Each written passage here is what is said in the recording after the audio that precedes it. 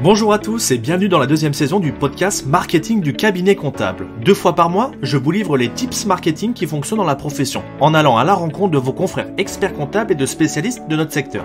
L'objectif est clair, vous permettre de faire rayonner à votre tour votre cabinet. Je suis Florian Dufour, diplômé d'expertise comptable et je suis ravi de partager ce nouvel épisode avec vous. Et sans plus attendre, place à l'interview. Bonjour à tous, on se retrouve dans le 14e épisode consacré à l'importance d'un site internet pour un cabinet. Et pour m'accompagner, j'ai la chance d'avoir à mes côtés 2 spécialistes du sujet, à savoir Jérémy Paille d'Hexagon Stratégie et Sten Bienvenu de Classette Communication. Bonjour à vous deux. Bonjour Florian, bonjour Sten. Bonjour Florian, bonjour Rémi, bonjour à tous. Bah là, c'est super bien, on est en train de finir la période fiscale et avant de rentrer dans le sujet, je voudrais que vous vous présentiez chacun votre tour, savoir ce que vous faites un petit peu et votre boîte. Je te laisse commencer peut-être Jérémy ? Allez, avec plaisir, merci. Donc, je suis Jérémy Paille, je suis le fondateur de l'agence Hexagon Stratégie, qui est une agence de marketing digital spécialisée dans l'accompagnement des cabinets d'expertise comptable depuis 2016. Et on me pose souvent la question de pourquoi les cabinets d'expertise comptable. Tout simplement parce que j'ai eu la chance de travailler au sein même d'un cabinet il y a quelques années de ça. Et j'avais pour mission de développer toute la partie marketing, communication et commerce. Et j'ai découvert comme ça les cabinets, cet environnement, cette profession que j'ai beaucoup adoré. Et puis, je me suis aussi rendu compte de quelque chose, c'est qu'il y avait énormément de choses à faire à ce niveau-là, en termes de marketing, en termes de communication, en termes d'action commerciale au sein des cabinets. Et je me suis dit, pourquoi pas mettre à profit ce que je sais faire pour une profession qui en a besoin, ce qui me permettait d'une part de me différencier et de me faire plaisir avec des gens que j'apprécie, une profession que j'admire énormément. Vas-y Sten, du coup. Eh bien moi je suis Sten Bienvenu, je suis le dirigeant et le fondateur de l'agence de communication Classette, donc une agence de communication spécialisée pour les experts comptables, tout comme Jérémy. Alors moi aussi je suis tombé amoureux de cette profession il y a maintenant 15 ans déjà, puisque après un stage chez un éditeur de logiciels pour les experts comptables qui s'appelle RCA, j'ai occupé le poste de responsable communication. Et puis, je me suis pris de passion pour cette profession puisque durant mes études, j'ai dû réaliser un mémoire et ça tombait bien puisque c'était l'ouverture à la communication chez les experts comptables avec le code de déontologie en 2007. Et donc, tout comme Jérémy, j'avais une envie d'entreprendre. Alors, je ne savais pas forcément dans quel domaine. Et puis, j'ai trouvé une passion chez les experts comptables, ma passion initiale, la communication. Alors, j'ai décidé d'allier les deux. Et puis, aujourd'hui, de pouvoir accompagner les cabinets au quotidien dans leur développement. Là, on a 2 spécialistes, donc je vais poser des questions bien pointues. Nous, on va faire sur le site internet aujourd'hui. Donc, il y en a de plus en plus, c'est obligatoire d'en avoir un. Mais juste avant de rentrer sur le site internet et des questions pointues, je voulais avoir votre retour sur est-ce qu'il y a vraiment un réel intérêt pour un cabinet de travailler son marketing, son offre, d'après vous ? Je pense que tu réponds toi-même à la question. Si tu me permets, Sten, je vais rebondir et tu complèteras. C'est obligatoire, évidemment. Aujourd'hui, tu ne peux pas t'en passer. On va juste rappeler quelque chose au départ. C'est un cabinet, c'est avant tout une entreprise. N'importe quelle entreprise, aujourd'hui, se doit d'avoir une stratégie marketing, se doit d'avoir une stratégie commerciale. Qu'on le veuille ou non, qu'on sache le faire ou non, mais ça, c'est un autre débat. En tout cas, c'est sûr et certain que chaque cabinet, quelle que soit sa taille, quelle que soit sa spécialisation, se doit de mettre en place ce genre de stratégie en amont et avant de parler d'un site internet. Et ça, c'est aussi important. C'est-à-dire que on va en reparler, mais quand on parle de marketing, c'est pas que du digital, c'est pas que un site internet. Ça en fait partie, mais déjà il y a le côté stratégique, la vision et là où on veut aller. Et le site est une action opérationnelle qui permet d'atteindre nos objectifs. Sans paraphraser peut-être Jérémy, mais pour aller dans le même sens, puisque je partage la même vision que lui. Concrètement, on s'aperçoit depuis quelques années qu'on passe du mode cabinet à société de service et donc du coup à une nouvelle organisation au sein des cabinets avec les différentes fonctions d'une entreprise classique. La production qui a toujours existé dans les cabinets et qui était le cœur, mais qui aujourd'hui est on va dire un pôle comme un autre, comme l'administratif, le RH, la communication et le marketing ou encore le commercial. C'est ça que c'est des nouvelles fonctions, des nouvelles missions aussi au sein des cabinets. Et puis je pense qu'aujourd'hui, peu de gens savent réellement ce que propose un cabinet en termes d'accompagnement. Alors on dit oui, on les connaît pour le bilan, l'alias fiscale, les bulletins de paye à la limite, ou la démarche administrative auprès des obligations de l'État. Mais il y a plein de missions de conseil, d'accompagnement, maintenant je vais même aller plus loin avec une offre de service. Il peut y avoir des partenariats, on parle d'interprofessionnalité. Donc concrètement aujourd'hui, il y a un véritable intérêt, si pour répondre à ta question, Florian, sur avoir une offre, la marketer, la formaliser. Tiens, là, par exemple, j'adore ce que vous faites tous les deux. J'ouvre au congrès.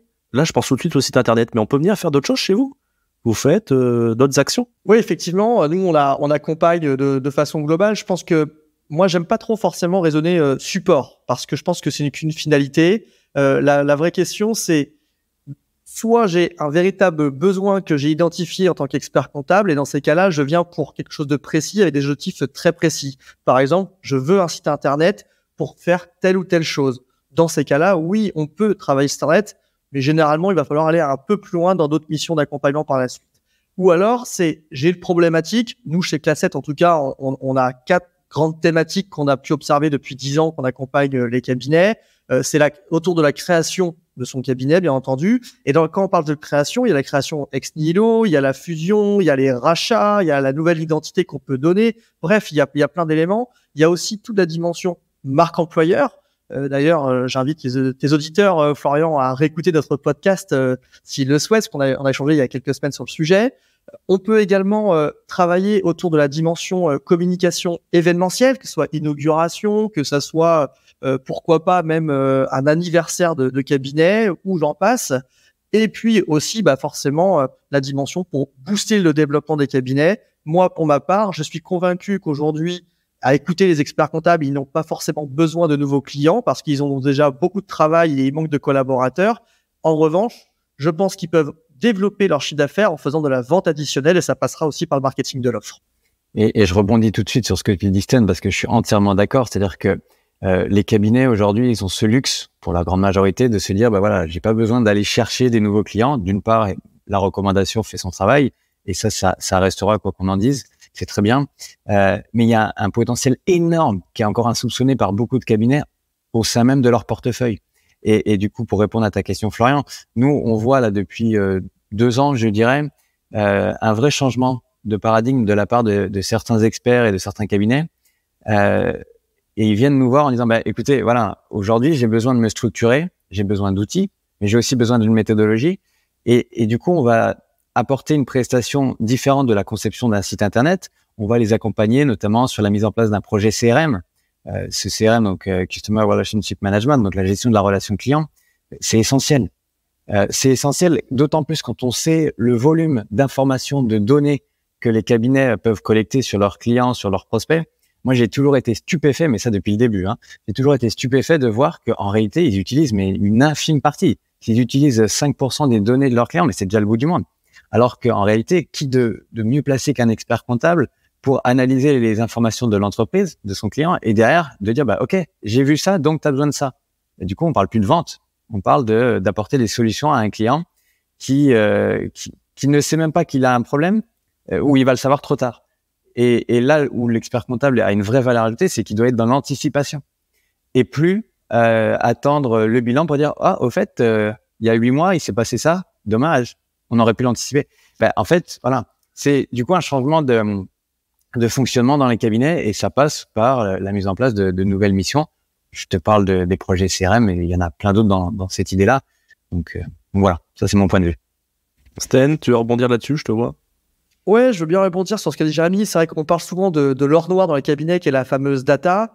Juste pour donner un exemple, peut-être pour illustrer les propos de Jérémy, si tu segmentes ta clientèle, ce qui est la première chose à faire en termes de marketing dans un cabinet, bien entendu, donc forcément, il faut bien une CRM, parce que ça n'a pas de CRM, tu n'as pas de base de données, etc., etc. Bref, ce que je veux dire par là, c'est si tu prends déjà ta clientèle avec un âge de 50 ans de moyenne, tu sais très bien que tu peux déjà leur proposer un bilan retraite. C'est juste une mission comme une autre. Je donne juste ce cas qui est très concret.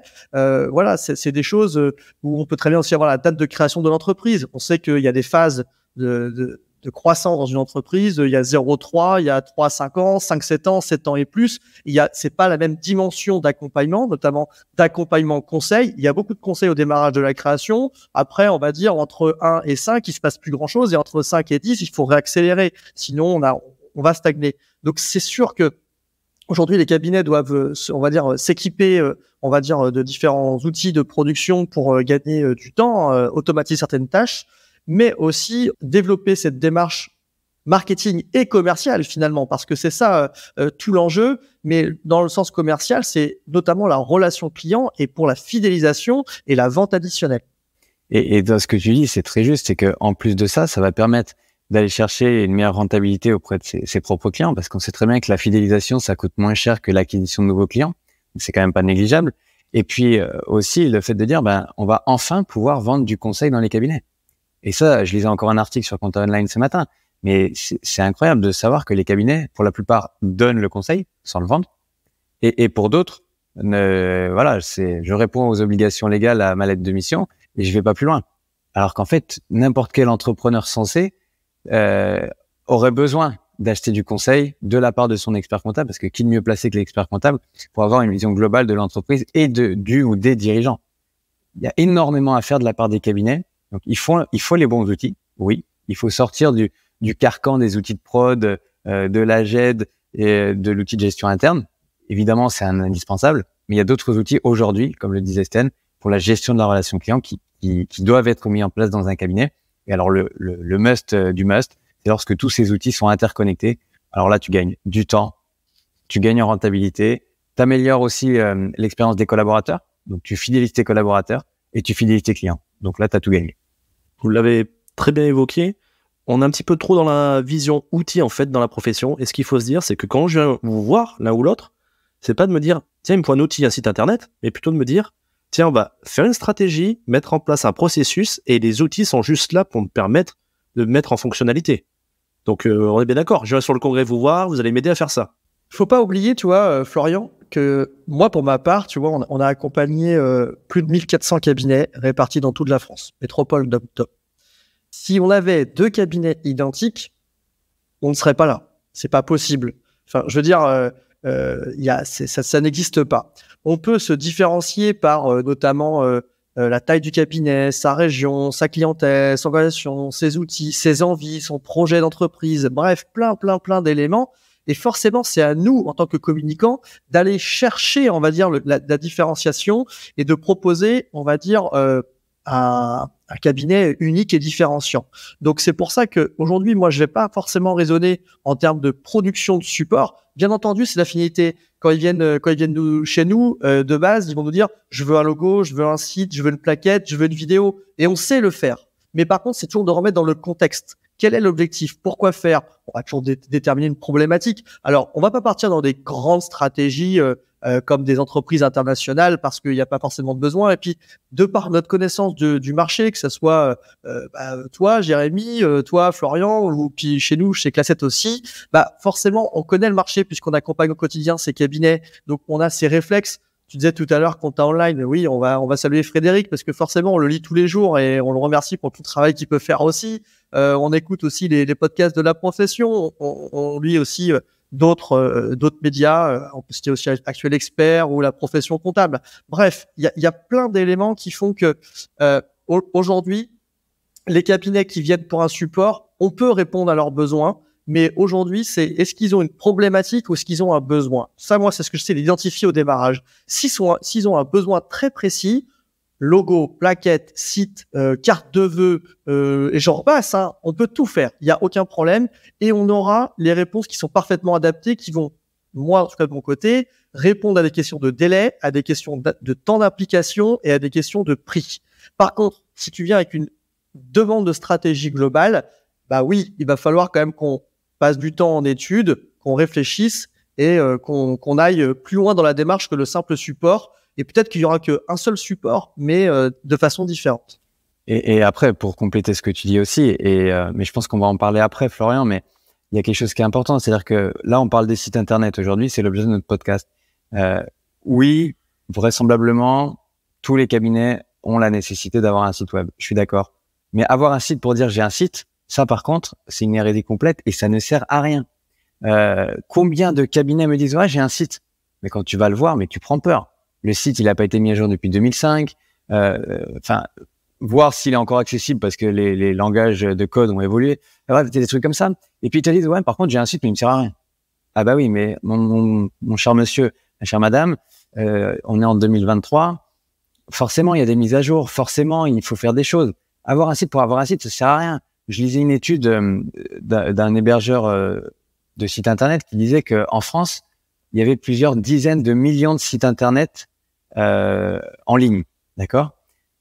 Parmi eux, des sites de cabinets d'expertise comptable. Faut pas oublier une chose, c'est que le site, il sert à qui?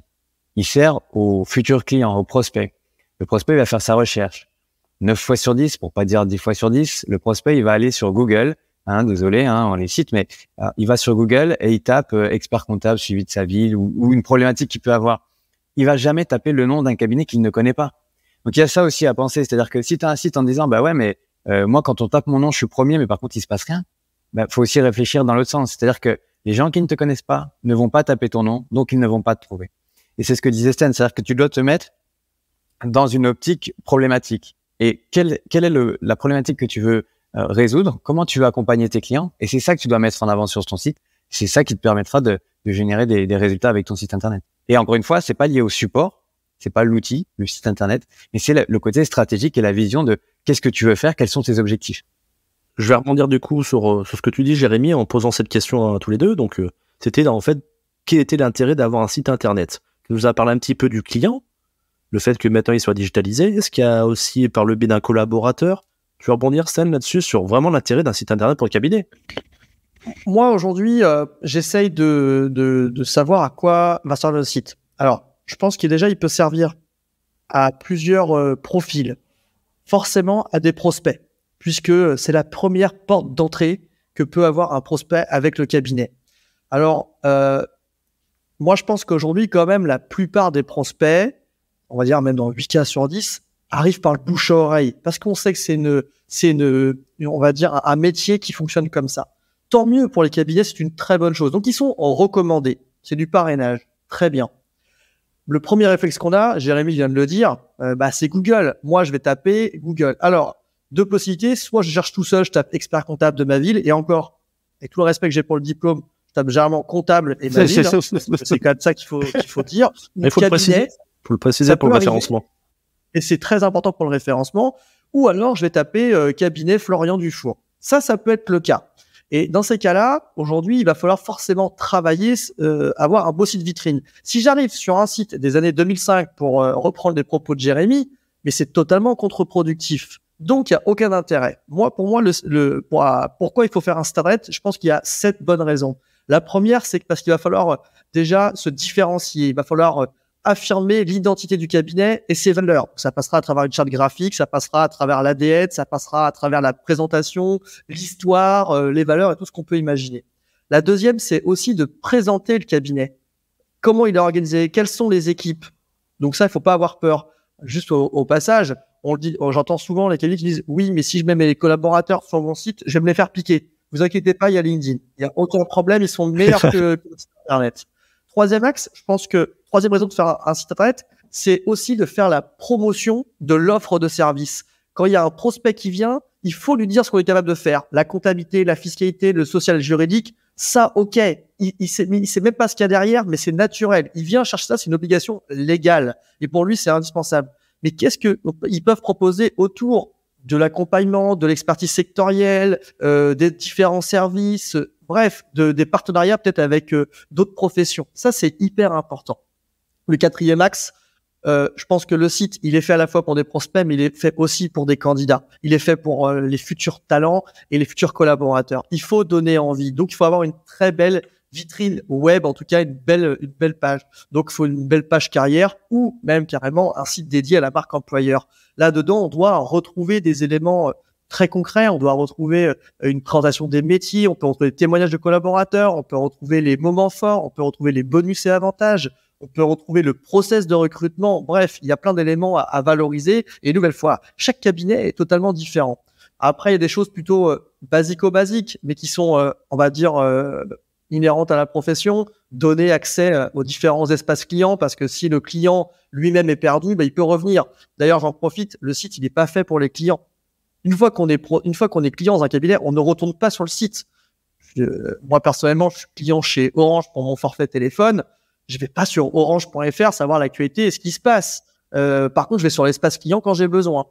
Je pense que Jérémy l'a dit aussi, il faut faire vivre le site. Donc là, il faut apporter de l'actualité, ou alors pourquoi pas modifier certains contenus, pourquoi pas modifier certains visuels, et bien entendu le côté technique qui évolue. La durée de vie d'un site internet, allez, elle est entre 3 et 5 ans, pour rester très poli et courtois, pour choquer personne durant ce podcast et ne pas les faire partir tout de suite. Et puis enfin, le 7e axe, c'est de rendre accessible et visible tout simplement ce cabinet sur le web. Donc en résumé, ça sert à la fois à des prospects, parce que ça répond au bouche-oreille. Il faut qu'on retrouve directement le cabinet sur Internet en tapant dans Google le nom du cabinet. Ça, c'est à minima, avec la fiche Google My Business qui est gratuite. Donc, on ne peut qu'inciter à la faire. C'est aussi une des bases du référencement.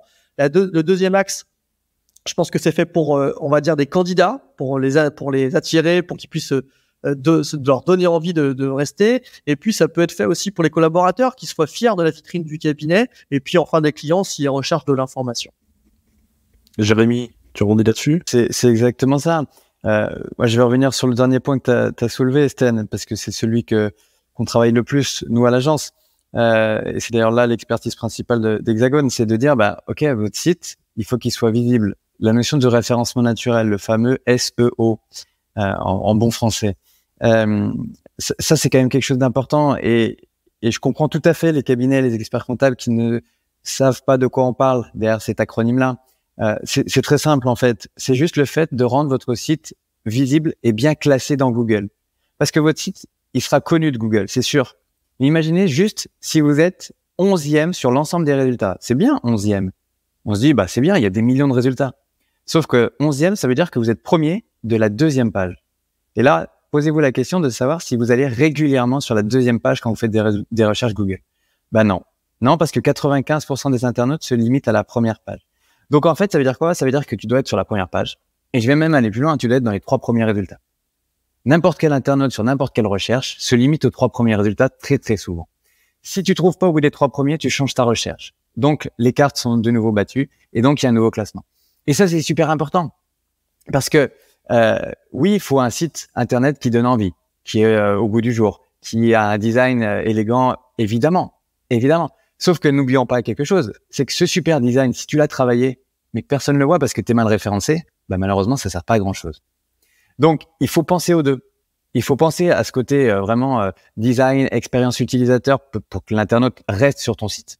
Ça, c'est quand même important. Mais il faut aussi penser au fait que ton site, déjà, il doit attirer du monde. Et donc, il doit être visible.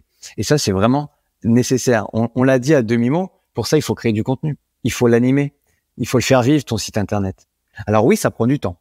Ça prend du temps. Il faut créer du contenu. On pourrait se dire, oui, créer un article de blog comme on envoie sur différents médias. Ouais, c'est facile. Je connais mon métier. Ouais, pas de problème.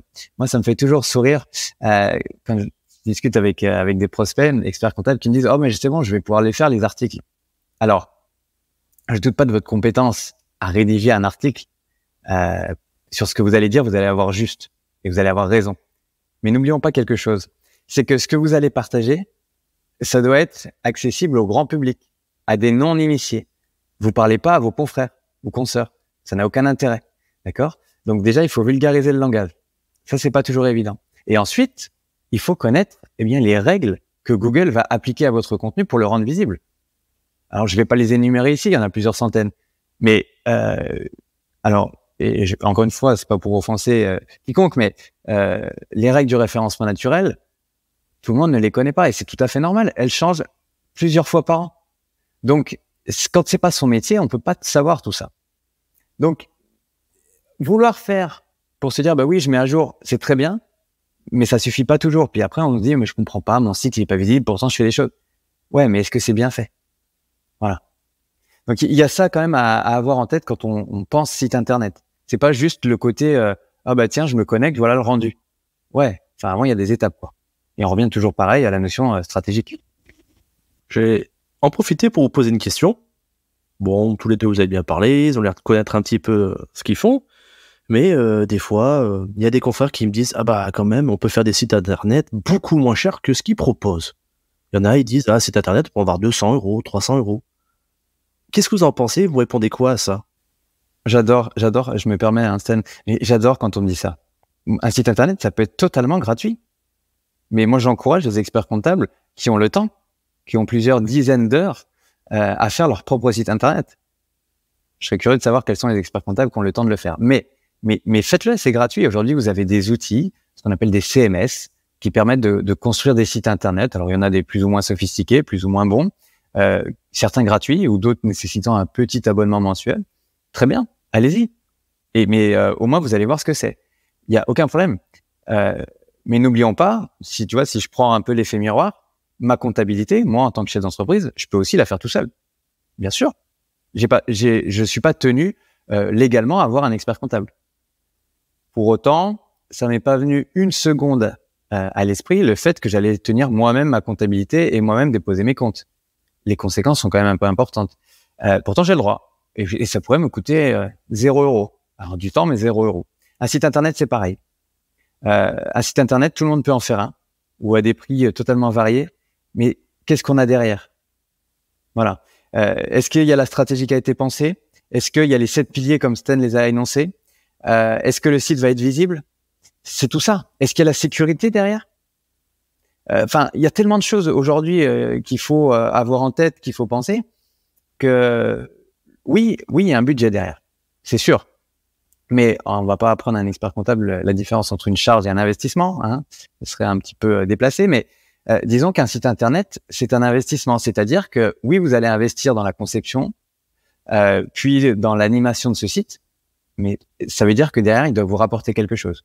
Des clients, des collaborateurs, les deux, pourquoi pas. Et c'est tout ça. Donc oui, ça a un coût, mais comme la prestation d'un expert comptable a un coût, comme quand je vais au restaurant, ça me coûte de l'argent, enfin c'est tout. Mais voilà, j'ai quelque chose derrière, fait par des professionnels. Et c'est un métier. Stan, tu veux rebondir? Parce que tu es quand même expert dans ce domaine, tous les deux. C'est pour ça que je vous ai fait intervenir. C'est que vous avez aussi l'expertise de cette profession qui est, vous mettez spécialiste de cette profession et pas de tous les sites internet de chaque catégorie de secteur. Tout à fait. C'est vrai que la question du prix, peu importe le secteur d'activité, est toujours, on va dire, une base d'échange et ça peut porter à confusion. Chacun peut avoir une vision parce que entre le côté, alors déjà la communication a une vision c'est toujours perçu comme c'est trop cher. C'est comme ça, la com c'est toujours trop cher. Effectivement, c'est plutôt une dépense qu'un investissement. Au passage, petit clin d'œil pour le nom Class 7. Pour ceux qui ne savent pas pourquoi ça s'appelle Class 7, j'invite les gens à aller sur le site internet de Class 7. Mais concrètement, je pense que la question du prix est un faux débat parce que c'est un imaginaire que l'on a. C'est comme quand on achète une voiture, c'est comme quand on achète une maison. Imagine, c'est la maison de tes rêves et que c'est celle que tu veux absolument, qui correspond à tous tes critères et que tu as été bien accompagné, tu as eu tout ce qu'il faut. Est-ce que, sincèrement, est-ce qu'elle aurait été la maison de tes rêves si elle était à un autre prix? Non, pas forcément. Donc, en fait, je pense que c'est tout un contexte. Et puis surtout, c'est qu'est-ce que tu attends? Moi, je pense que tu sais aussi, on parle souvent d'ubérisation de la profession, de différentes professions, notamment chez les experts comptables. Les agents de com se sont fait ubériser depuis des années. Moi, je vais citer des noms parce que je pense qu'il faut pas avoir peur des gros faiseurs. Des gens comme Vistaprint, pour 10 €, tu as carte de visite, création et impression comprise pour 100 cartes. Comment tu veux que l'on fasse, nous, pour concurrencer des gens en termes de prix? C'est pas possible. Quand eux, ils signent 1000 clients par jour, on en signe un. Donc forcément, et encore, on peut pas dire 10 000 chez eux. On peut citer des prestations comme prestataires comme Wix. On peut dire Yonos. Et à un moment donné, Yonos, pour les supporters du Paris Saint-Germain, c'est quand même le sponsor maillot. Donc, t'imagines les millions qu'il y a derrière, c'est juste colossal. Et puis, c'est pas du tout la même démarche. Je pense que, effectivement, si les gens veulent faire eux-mêmes, c'est totalement possible. Mais attention, au-delà de l'aspect, on va dire, compétences techniques qu'il faut avoir, c'est aussi peut-être la prise de recul, le regard extérieur, l'œil neuf, et puis la dimension conseil qu'on peut apporter. Ça, c'est quelque chose de très important. tout comme nous, avec Jérémy, on a chacun un expert comptable, on pourrait le faire nous-mêmes. Alors, moi, personnellement, aucun intérêt. Moi, j'ai pleinement confiance en mon expert comptable. Mais quand je fais mon prévisionnel, je peux très bien déjà arriver avec mes éléments, mais j'ai quelqu'un qui va me dire, attends, il faudrait peut-être si, t'as pensé à ça, et qu'est-ce que tu en penses? Eh ben, c'est la même chose quand tu arrives avec l'arborescence de ton site internet. Quelqu'un qui va arriver et dit, il faudra une page pour présenter mes missions, une page pour ceci. Ouais, ok, il n'y a pas de problème.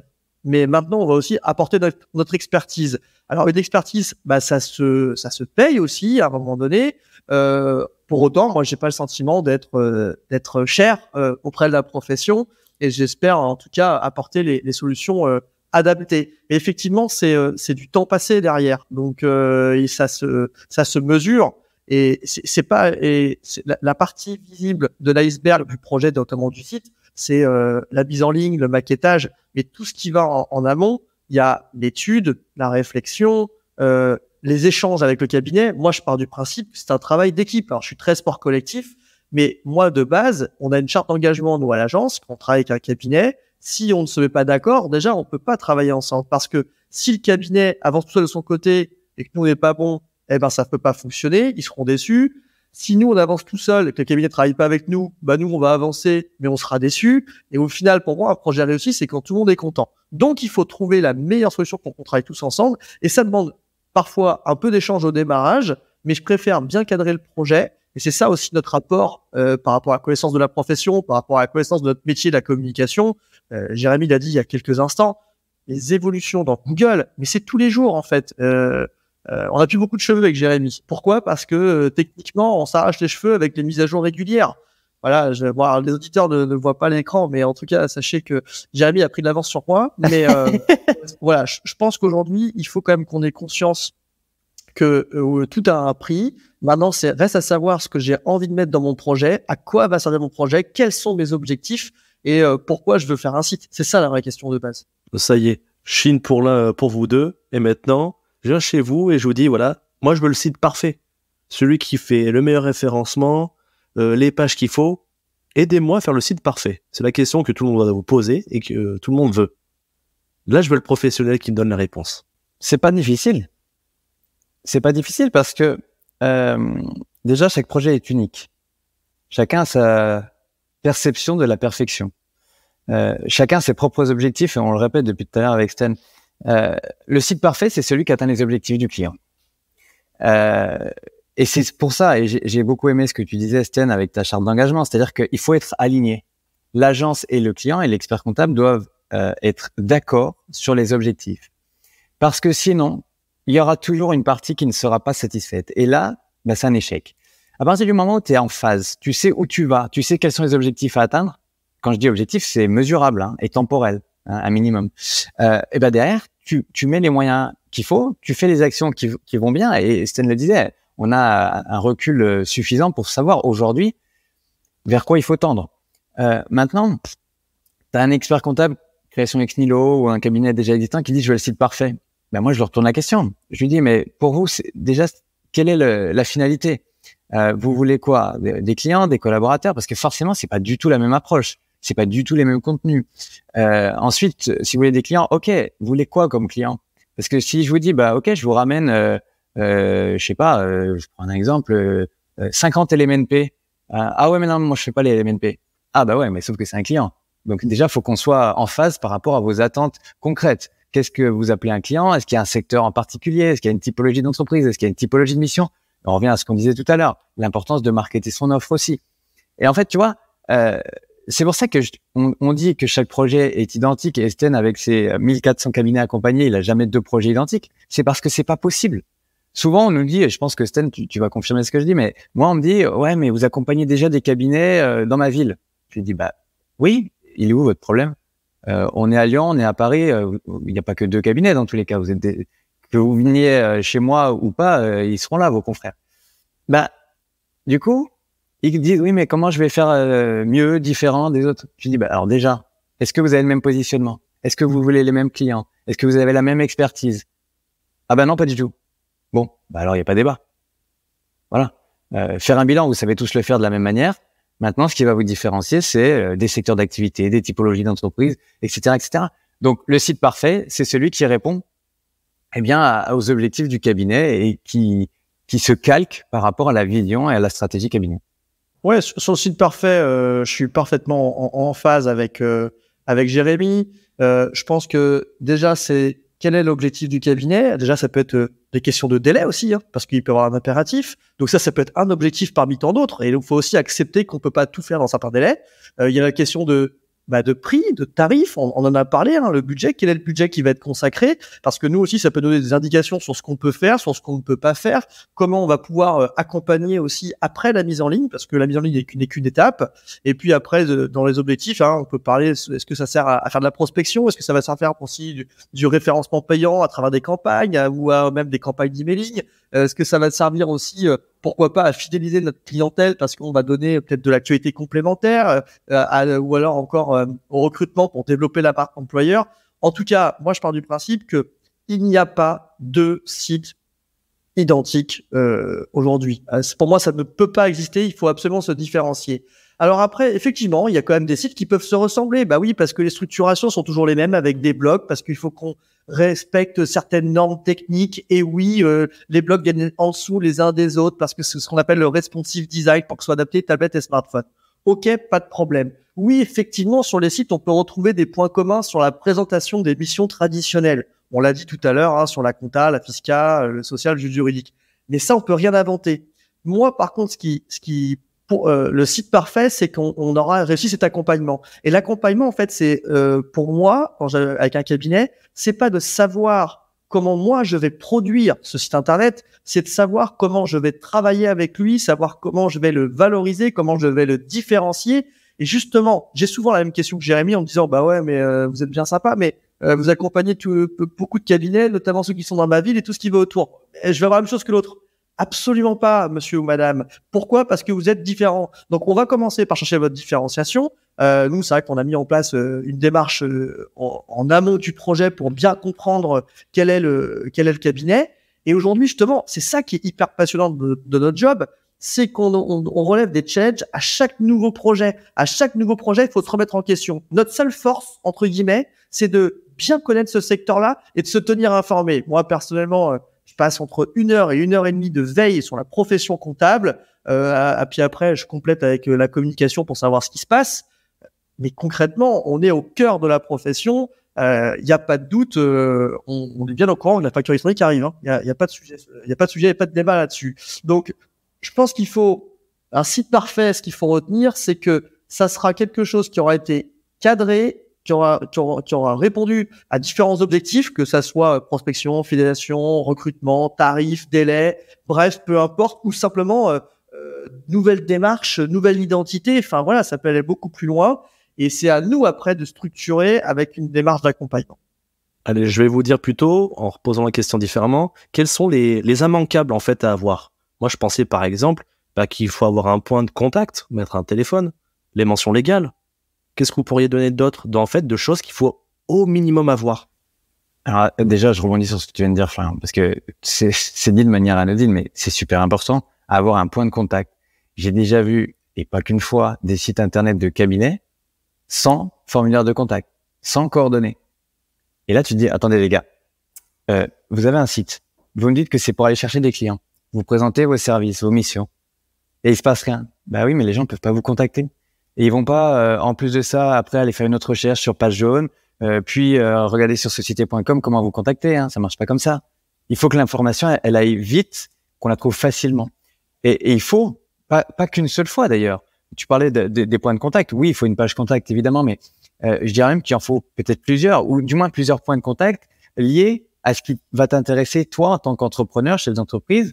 Parce que si tu veux contacter ce cabinet pour créer ta boîte, tu veux peut-être pas aujourd'hui que ce cabinet t'accompagne pour ta gestion de patrimoine, pour ta retraite, tout ça. Et du coup, ça permet aussi au cabinet, déjà en amont, au moment où il réceptionne la demande, de savoir quelle typologie de demande, savoir du coup à qui l'affecter, parce qu'au sein d'un cabinet, on peut aussi avoir des pôles comme ça, de dire voilà, pour les créateurs, c'est tel service, pour des entreprises de tel secteur, je vais plutôt l'envoyer à telle personne. Donc déjà aussi, ça permet de filtrer. On parlait de segmentation tout à l'heure, ça commence là. Donc ça c'est une évidence. Après, on l'a dit, je pense, avec Sten, Oui, tu as des immanquables, tu as des indispensables qui sont la présentation des missions obligatoires. Et encore, je trouve que c'est ennuyeux. Je suis désolé, hein, mais c'est très, très ennuyeux. Moi, en tant qu'entrepreneur, pourtant, j'envoie des sites d'experts comptables du fait de notre métier, mais c'est jamais très, très agréable et très sympa à lire.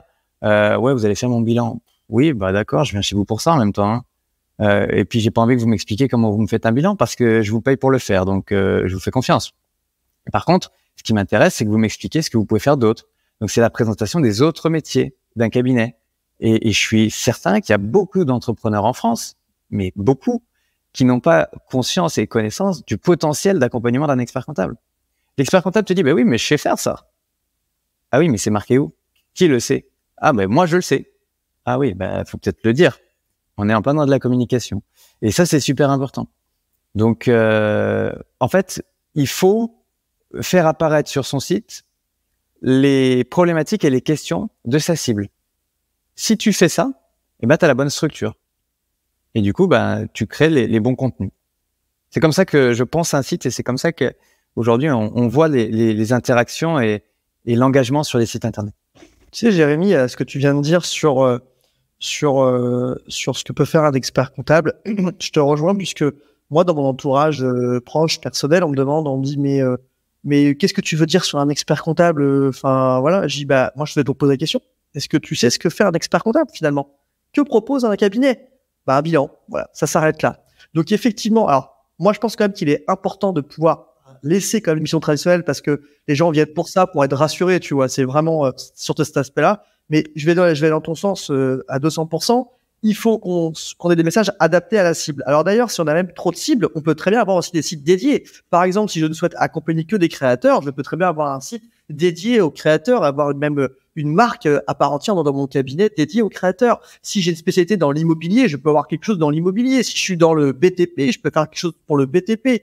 C'est là aujourd'hui où on doit avoir des déclinaisons aussi au sein des cabinets, pourquoi pas de marques, de sites, pour avoir, on va dire, un message et un support. Et ça, c'est quelque chose de très, très important. Et je pense que c'est ça qui peut faire la différence. Bien entendu, il faut des pages types. Hein. On n'a pas trop le choix. La page contact, si elle n'est pas là avec un formulaire, c'est la plus grosse erreur. Et voilà, tu as tout à l'heure parlé des mentions légales. Bah, ça, j'ai envie de dire, moi, j'en parle jamais. C'est juste une obligation. Enfin, je veux dire, c'est quelque chose que ça fait partie de notre accompagnement et de notre, on va dire, notre métier de professionnel de la communication, d'indiquer ça à nos clients. Voilà. Après, on peut toujours se poser la question de comment on présente l'équipe, l'organisation, les différents services. Voilà, il y a plein d'éléments à présenter. Moi, en tout cas, si je devais résumer des indispensables sur un cabinet, il faut une belle porte d'entrée qui correspond à la page d'accueil, qui est un résumé en 3 informations maximum. J'ai bien dit maximum. On doit retrouver une page qui présente le cabinet à travers peut-être le projet de cabinet, l'ambition du cabinet aussi, et pas forcément que les valeurs et les chiffres clés, hein, parce que ça, c'est quelque chose qu'on peut retrouver facilement. L'équipe aussi, ça, c'est hyper important. Je pense qu'il faut surtout valoriser l'offre de service. Pour moi, je reste basé là-dessus. C'est le plus gros travail, et notamment quand on accompagne un cabinet autour d'un site internet. Indirectement, on lui formalise son offre de service, puisque quand on lui pose des questions, on lui dit qu'est-ce que vous faites. Et c'est là qu'il se rend compte qu'il fait plein de choses. Et un site internet, ou peu importe d'ailleurs le support, c'est une vraie pelote de laine. Tu la déroules au fur et à mesure et tu prends le maximum d'informations. Et après, c'est à nous, communicants, de trouver la bonne façon de les présenter. Et puis après, on peut présenter par des secteurs d'activité, par des expertises. Bref, il y a plein d'éléments. Sans oublier, pour moi, la page carrière qui est aujourd'hui, ou la page nous rejoindre, ou la page recrutement, ou la page, vous appelez ça comme vous souhaitez, peu importe le nom. Et je pense qu'elle devient un indispensable. Et on ne doit pas attendre justement d'avoir un besoin de recrutement. Il faut toujours l'anticiper et toujours être en veille, parce aujourd'hui, on n'est pas à l'abri d'un départ, on n'est pas à l'abri d'un souci, on n'est pas à l'abri d'une explosion du chiffre d'affaires. Donc, il faut absolument trouver les solutions pour recruter de façon continue. Et en plus de ce que tu dis, pour compléter aussi ta question, Florian, aujourd'hui, il est indispensable sur un site d'un cabinet, mais de manière plus globale sur n'importe quel site, d'avoir une partie qu'on pourrait qualifier de blog. Alors c'est pas du tout has-been de dire ça. Blog, faut pas penser les blogs des années 2000. Non, blog, actualité, certains l'appelleront comme ça aussi. Mais par contre, attention, pas centré sur le cabinet, ou pas que ça. C'est vraiment du contenu qui va partager de l'information utile. J'insiste sur cette notion d'utilité du contenu, contenu utile et de qualité qui va servir à apporter des réponses au fur et à mesure des recherches des internautes. Ça va aussi être des portes d'entrée. Tout le monde ne va pas arriver par les pages services, les pages métiers ou la page d'accueil sur un site internet. Quand on a un blog avec différents articles sur des thématiques très très précises, c'est des sujets très très précis, eh bien, on le voit, ça fait un peu une vraie toile d'araignée qu'on va tisser comme ça sur Internet et qui va permettre de capter un maximum d'internautes. Ces internautes, après, si on a bien fait le travail d'expérience utilisateur, de maillage interne, eh bien, on va les rediriger progressivement vers des pages stratégiques, des pages plus commerciales, si je puis dire, de son site Internet. Mais c'est important aussi d'avoir cette partie-là de blog, d'information, pour partager déjà une expertise, pour montrer qu'on connaît, pour montrer qu'on peut apporter des éléments de réponse. Alors, aussi, il faut dire quelque chose, n'ayez pas peur de donner de l'information sur un blog. C'est pas en lisant un article qui va faire l'équivalent de 2 pages Word que ça y est, plus personne va faire appel à vous. Donc, n'ayez pas peur de ça. Et puis, dites-vous bien que si vous le faites pas, d'autres le feront. Donc, vous serez pas visible. Par contre, les autres le seront. Et en fait, ça permet aussi de vous crédibiliser et de donner confiance en vous et en votre cabinet. Et c'est comme ça, souvent, qu'on voit que des personnes qui ne connaissaient pas le cabinet sont tombées sur un article, puis un deuxième. Puis après, ils se sont dit, attends, ce cabinet, il m'apporte quand même pas mal d'infos. Je vais peut-être les contacter parce que, mon besoin, il est un peu particulier. Chaque besoin est particulier dans tous les cas. Et du coup, après, de fil en aiguille, il y a une discussion qui s'instaure. Et après, vous savez faire. Quand vous avez un client, un prospect face à vous, là, vous savez faire, vous savez le convaincre. Mais voilà, c'est la porte d'entrée. C'est aussi une manière de capter des nouveaux clients. Tu as un peu devancé ma prochaine question, en fait, Jérémy. C'était quel était l'intérêt d'un blog pour un cabinet? Donc, tu y as un peu répondu. Mais moi, je vais te mettre à la place d'un expert où je te dis, oui, ça a l'air bien, mais j'ai pas le temps. Je suis en période fiscale, c'est chronophage. J'ai pas le temps d'écrire, j'ai autre chose à faire. Et de façon d'écrire des articles, est-ce qu'il y a vraiment une plus-value? Est-ce que tu auras un exemple ou quelque chose de dire, ouais, ok, d'écrire, j'ai une plus-value? Ouais, moi je peux te donner des chiffres. On parle à des professionnels du chiffre, donc on va donner quelques chiffres quand même. Déjà, on n'a pas le temps de faire du contenu, je l'entends, pas de problème, ça tombe bien, c'est pas forcément votre métier. Il y a des professionnels qui sont là pour ça. Personnellement, on accompagne un certain nombre de cabinets sur de la création de contenu. On n'est pas expert comptable, on le revendique absolument pas. C'est pour ça, et j'aimais beaucoup ce que disait Sten tout à l'heure, on travaille avec nos clients. Dans ce cas-là, c'est-à-dire que nous, agence, on va produire des contenus, différents contenus de différents formats, qu'on mettra ensuite à différents endroits, sites internet, réseaux sociaux, mails, etc., etc. Chaque contenu derrière est vérifié.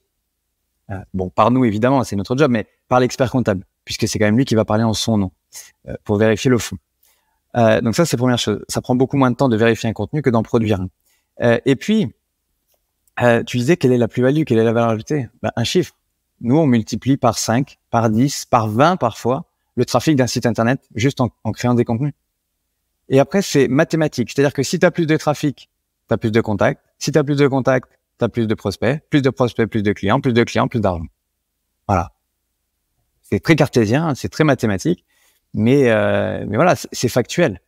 Je pense qu'effectivement, un blog, c'est toujours un véritable bonus pour créer de la visibilité, créer du trafic sur le site internet, puisque en découle des newsletters, donc on va dire un contact régulier avec ses clients, avec ses prospects, avec ses partenaires, mais c'est aussi l'opportunité de pouvoir communiquer sur les réseaux sociaux tels que LinkedIn et de pouvoir poster de façon régulière. Je vais juste insister sur le côté régulier. Pourquoi? Parce que pour moi, un blog, ça doit être une véritable stratégie avec une ligne éditoriale. Ça veut dire qu'on doit avoir des messages à faire passer, mais aussi une fréquence. Tout ne peut pas être basé sur une seule et même personne en interne, sauf si c'est quelqu'un qui est dédié à faire que ça. Mais c'est sûr que faire appel à des spécialistes comme Jérémy, c'est toujours plus intéressant et plus concret, on va dire, et ça va apporter aussi cette valeur ajoutée. Je pense qu'aujourd'hui, c'est vrai que le rythme intéressant, ça serait à minima peut-être. Alors, à minima de chez minima, Jérémy, tu m'en veux pas, mais je le pense pas, mais à minima, c'est une fois par mois. Allez, à minima de chez minima, c'est peut-être une fois tous les 15 jours, mais une fois par semaine, pour moi, c'est le minimum. Minimum, pourquoi? Parce qu'aujourd'hui, il y a tellement de choses à communiquer de façon régulière, de façon pertinente. Qui dit article ou information, dit pas forcément 3 pages dans Word. C'est toujours aussi un peu les clichés qu'on peut avoir. On est capable aussi de varier en fonction des thématiques. Si on fait des sujets qui sont plutôt courts, des plutôt longs, c'est vrai que de plus en plus, on voit le temps de lecture ou le temps d'écoute qui s'affiche sur les différents articles. Ça, c'est hyper aussi important. Ça prend 3 minutes, 5 minutes, 10 minutes, 15 minutes. Voilà. En tout cas, il faut donner aussi de l'information qui est, on va dire, intéressante aux entreprises. Je donne un exemple très concret. Si on doit faire un article sur le barème des indemnités kilométriques au mois de janvier pour indiquer le nouveau barème, moi, en tant que client, je vais pas forcément aller cliquer dessus puisque j'estime que ça va être automatisé et que c'est le travail de mon expert comptable. Par contre, s'il m'explique comment faire une stratégie de développement et découvrir le témoignage d'un de nos clients et à qui vous pouvez échanger prochainement lors d'une soirée qu'on va organiser, bah là, ça fait toute la différence. Tu peux être sûr que je vais cliquer tout de suite. Donc, c'est ça qu'il faut avoir en tête. Donc, je pense qu'il faut avoir une communication régulière. Il faut avoir une vraie stratégie de ligne éditoriale. Il faut mettre des thématiques. Ça peut être du témoignage client. Ça peut être de la veille stratégique. Ça peut être aussi peut-être un peu de technique de temps en temps. Ça peut être, voilà. Il y a plein de rubriques, on va dire, à créer, à animer. Et en fait, il faut créer, en fait, cette périodicité pour que les clients s'habituent, disent « Ah oui, c'est vrai, tiens, le premier jeudi du mois, c'est vrai que c'est le témoignage client dans le cabinet. Ah, c'est top. » Bon, bah, et ça fait toujours plaisir d'aller voir. Et juste, pour l'anecdote, quand tu fais un témoignage client, c'est pas très compliqué à faire, à mettre en place. Ça crée du contenu. Surtout, ça peut te créer le buzz facilement parce que le client, il est valorisé, donc il va liker, il va partager et puis ça va partir en boucle. Donc, il y a aussi plein d'astuces à faire. Et je pense aussi que le blog permet, en complément, on va dire, de l'offre marketing qu'il y a sur le site, de venir appuyer les propos et de montrer que c'est des véritables spécialistes et qu'en tout cas, ils savent maîtriser ces missions complémentaires. Je trouve ça top. Vous m'avez dit que mon site internet, il en faut un. Je m'occupe de mon blog, ça roule. Une fois que je fais ça, c'est fini? J'ai plus besoin de le faire évoluer pendant 5-6 ans, le site internet, ou il faut quand même suivre cette fameuse évolution où vous parliez là? Je te trouve très taquin, Florian. Bien, c'est le jeu, c'est le jeu. Bon, tout à l'heure, je l'ai dit, la durée de vie d'un site, c'est 3, 4, 5 ans maximum. Je pense qu'au bout de 3 ans, il faut penser à refaire son site. Déjà, pour la simple et bonne raison, c'est que le cabinet a évolué. Ça, c'est la première raison. Donc, le contenu n'est plus du tout adapté. Et ça sert à rien de continuer de changer les contenus ou changer 3 visuels parce que de toute façon, on n'est plus cohérent entre ce qu'on avait fait il y a 3 ans et ce qu'on va refaire au bout de 6 mois plus tard. Donc, ça, c'est le premier axe. Je pense que déjà, l'offre n'est plus forcément la même. Elle a aussi évolué. La façon de présenter n'est plus la même.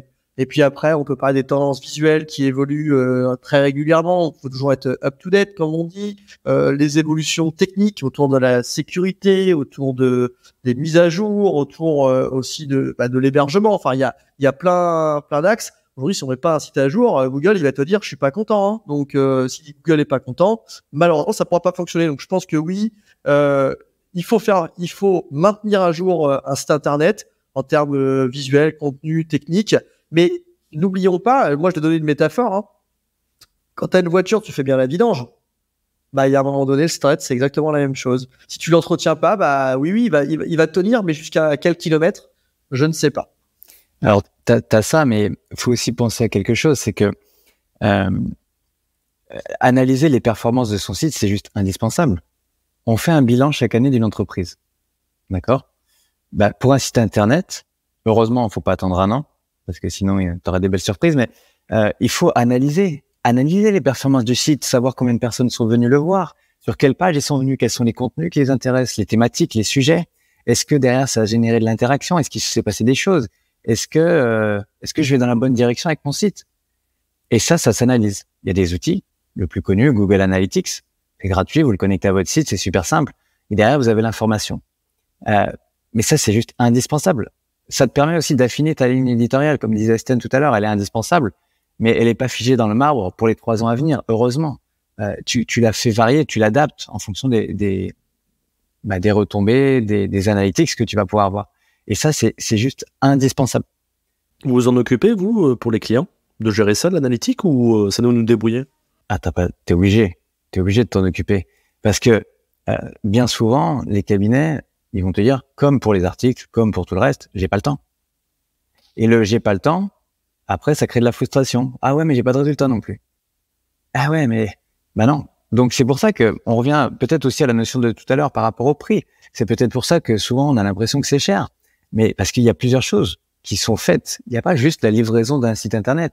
Il y a l'amont, la création, le pendant, et puis l'après, l'analyse, les conseils, les recommandations. Ça veut pas dire qu'il faut tout faire en termes de recommandations, Nous, on est là pour informer, pour alerter, pour dire « Ah, il s'est passé ça, donc peut-être qu'il faudrait faire ça, ou ça. Ah, ça, il faudrait l'arrêter. » Mais ça, c'est des informations qui permettent de piloter. On parle souvent dans les cabinets de pilotage d'entreprise. L'expert comptable aide l'entrepreneur à piloter son entreprise. Nous, on est un peu là pour aider le cabinet à piloter sa stratégie marketing, sa stratégie commerciale aussi, sa communication à travers l'analytics qu'on peut voir du site internet. Stan, tu voulais rebondir dessus? Non, je pense que Jérémy a parfaitement expliqué l'intérêt d'analyser, on va dire, les différentes statistiques. C'est important. Si personne vient voir ton site, il faut se poser la question. En fait, si c'est à rien, autant ne pas en avoir. Et il faut par contre trouver d'autres stratégies pour être visible et être différenciant. Ensuite, est-ce que j'ai des demandes via le formulaire? Non, j'en ai pas. Pourquoi? Est-ce que je pose des bonnes questions? Est-ce que c'est trop compliqué? Est-ce que c'est trop long? Est-ce qu'il y a un bug? Bref, il y a plein d'éléments. Je pense que oui, d'avoir des retours. En plus, avec Google, c'est vrai que c'est très simple. Tu mets un Google Analytics, tu as déjà au moins les éléments de base sans déjà aller piocher pour à minima récupérer sa matière première, l'analyser et mettre en place des actions qui vont derrière. Et tu vois, par rapport à ce que disait Stan, Florian, c'est de dire, ok, est-ce que vous avez eu des demandes de contact? Tu as beaucoup de cabinets qui te disent, oui, on a des contacts. D'où ils viennent? Oh, j'en sais rien. C'est la secrétaire qui m'a dit que Monsieur Dupont, Madame Dupuis ont appelé ou ont envoyé un mail. Sauf qu'en fait, tu te rends compte que c'est un formulaire depuis le site. Puis après, ils disent, ouais, il se passe rien sur le site. Ouais, alors, si on regarde, en fait, vous avez eu X formulaires. Vous les avez traités? Ah, j'en sais rien. Tu vois, et du coup, là, je rebondis sur une de tes premières questions. D'où l'importance d'avoir un CRM qui est connecté aussi à ton site internet. D'où l'importance d'avoir un vrai parcours d'achat, un tunnel de conversion. Tu sais la porte d'entrée, qui peut être le site internet, qui peut être le téléphone, qui peut être la recommandation, qui peut être plein de choses. Mais dans ton CRM, tu vas pouvoir le suivre, tout ça. Et ça va te permettre d'analyser les retombées financières. Ok, mon site m'a permis de générer 100 € de l'aide de mission. Ma recommandation m'a permis de générer tant d'euros de l'aide de mission.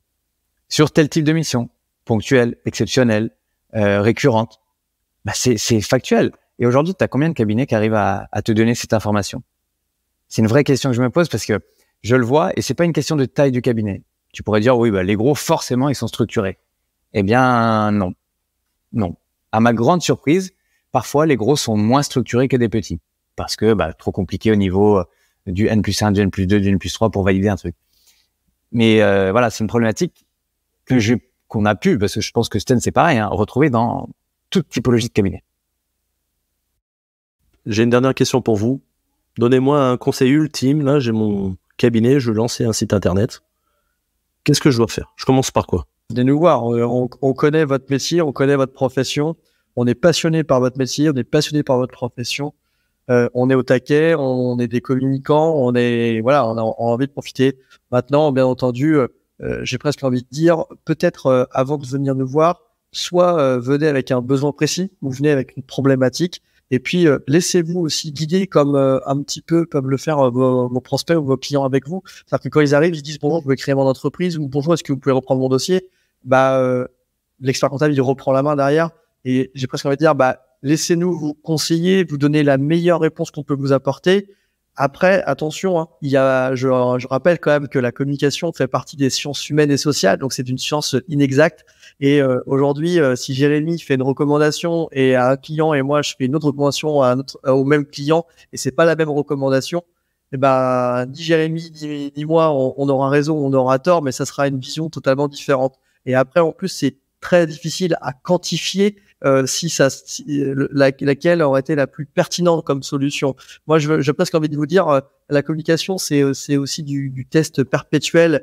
Moi, je suis pas pour faire un projet qui va durer 6 mois, 1 an, parce qu'il faut aller assez vite, parce que c'est quand on a un besoin qu'on vient nous voir. C'est pas pour dire, tiens, au fait, l'année prochaine, je vais refaire mon site. Ça n'existe jamais. C'est bon, je veux faire un site, c'est maintenant. Donc, j'ai presque envie de dire, prenons votre problématique de maintenant, faisons assez rapidement et puis mettons en place des actions très concrètes pour que vous soyez satisfait et qu'on puisse avancer ensemble.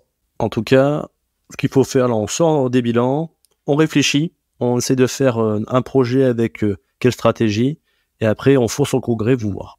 Bon, on est dans la bonne thématique parce que au-delà de la facture électronique, il y a la data, sujet phare aussi du congrès et on est en plein dedans.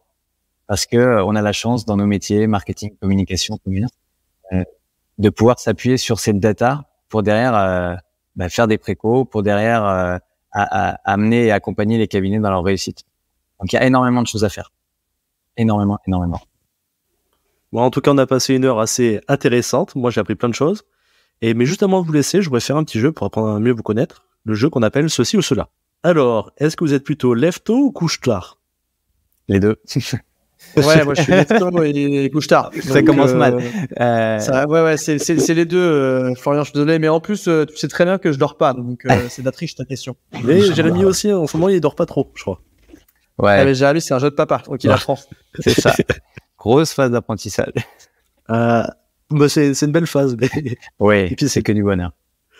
Deuxième question, vous êtes préféré aller au congrès de l'ordre ou plutôt au Web Summit? Moi, congrès de l'ordre, mais à 200%. Tu vois, là, le jour où on enregistre ce podcast, il faut préciser, il y a le Web Today, et c'est basé à Nantes. Et je suis basé à Nantes. Et le Web Today, c'est the place to be. Il y a tous les communicants de France et du monde qui viennent, parce que c'est international comme événement, et c'est vraiment 3 jours de dingue. Enfin, voilà. Moi, j'ai quand même 4 collaborateurs qui sont présents pendant les 3 jours, tu vois, vraiment. Donc, j'ai les infos en direct, mais moi, j'y suis pas. Je préfère aller au congrès, je me prépare pour le congrès, je préfère aller même sur une AG régionale, je préfère aller sur dans les groupements, dans les réseaux. Voilà, moi je veux voir des experts comptables, des communicants, c'est pas qu'ils m'intéressent pas, mais moi je préfère voir des experts. Tu vois, au risque de paraître un peu hypocrite, mais je dirais congrès aussi parce que le Web Summit, j'y suis jamais allé, tandis que le congrès, j'en ai déjà fait quelques-uns, donc voilà. Par le passé, plutôt congrès. Ouais, mais c'est une bonne expérience. Allez, prochain. Sur quel réseau social vous préférez, LinkedIn ou Instagram? Pro ou perso, la question? Ouais, je vais te dire pareil que Jérémy, pro, je vais te dire LinkedIn à 200%, et puis Instagram perso, parce que voilà, j'utilise pas Instagram à titre professionnel. Je regarde très peu de comptes professionnels d'ailleurs, c'est pas pour moi le lieu. C'est très marque employeur pour Instagram finalement. Et LinkedIn, moi, c'est quand même un outil de veille très intéressant, très important, et c'est inspirant aussi. LinkedIn, je suis connecté tous les jours dessus et plusieurs fois par jour, que ce soit pour échanger, pour discuter, pour faire de la veille, comme le disait Sten. Instagram aussi, quand même souvent fréquenté, je dirais. Mais plutôt pour le côté divertissement, donc plutôt perso. Est-ce que vous êtes plutôt quand vous travaillez avec du papier-crayon ou plutôt ChatGPT? Papier-crayon. Papier-crayon, et d'ailleurs, juste pour l'anecdote, alors ça remonte un tout petit peu, j'ai commencé à travailler il y a 15 ans, donc la première fois que j'ai fait une visite à la médecine du travail, alors je ne citerai pas le nom du médecin, mais il m'a toujours marqué, parce qu'il est très facile à retenir, et donc il me demande comment je travaille, comment est organisé mon bureau, etc. Et je lui dis, voilà, moi j'ai mon cahier, j'ai mon crayon, et je me suis pris une praline monumentale en me disant, mais comment ça, à votre âge, vous, à 22 ans, vous êtes en train de travailler avec un papier et crayon, c'est digital, machin. Et je lui dis, ouais, en fait, mais moi, j'ai besoin, en fait, de prendre des notes. Je sais pas faire autrement. Je suis désolé. En fait, chacun son organisation. Donc, moi, papier crayon. Et moi, ce sera ChatGPT parce que, en fait, le problème du papier crayon, c'est que j'arrive pas à me relire. J'ai une tellement belle écriture que des fois, quand je prends des notes, c'est illisible. Donc, je te rassure, en interne, il m'appelle le médecin. Ouais. Ah non, mais même, je n'arrive même pas à me relire moi-même. Tu te rends compte le truc? Donc, ChatGPT. Vous êtes plutôt Apple ou Microsoft? Apple.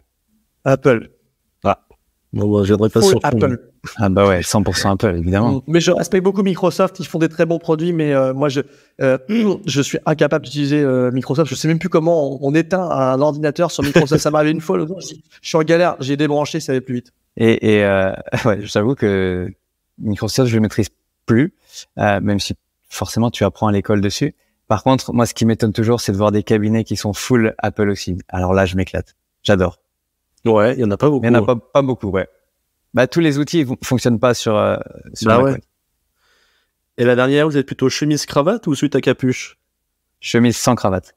Alors, la cravate terminée, effectivement. Alors, j'ai presque envie de te dire la journée chemise, parce que j'aime bien, et plutôt soir et week-end suite à capuche. Écoutez, je vous remercie parce qu'on a appris plein de choses. On sait qu'il faudra venir vous voir, que les sites internet, c'est ultra important, autant pour le recrutement, prospection, que aussi pour la fidélisation. Donc, je vous remercie. Merci à toi, Florian. Merci à toi, Florian, pour l'invitation. Et puis, très content d'avoir pu partager ce moment aussi avec Jérémy, parce qu'on se connaît depuis quelques années. Alors, on dit souvent qu'on n'a pas le même maillot mais la même passion. Je pense que nous, on a par contre le même maillot et la même passion. Donc, c'était vraiment un plaisir de partager cet épisode tous les trois. De même. Eh ben, je vous remercie. Je vous dis à bientôt. À bientôt, merci. À bientôt. Avant de se quitter, je vous invite à laisser un avis 5 étoiles sur votre plateforme d'écoute préférée et parler du podcast à vos confrères. J'en profite pour remercier mes partenaires qui, grâce à eux, me permettent de vous partager encore plus de contenu chaque mois. Merci, rendez-vous au prochain épisode.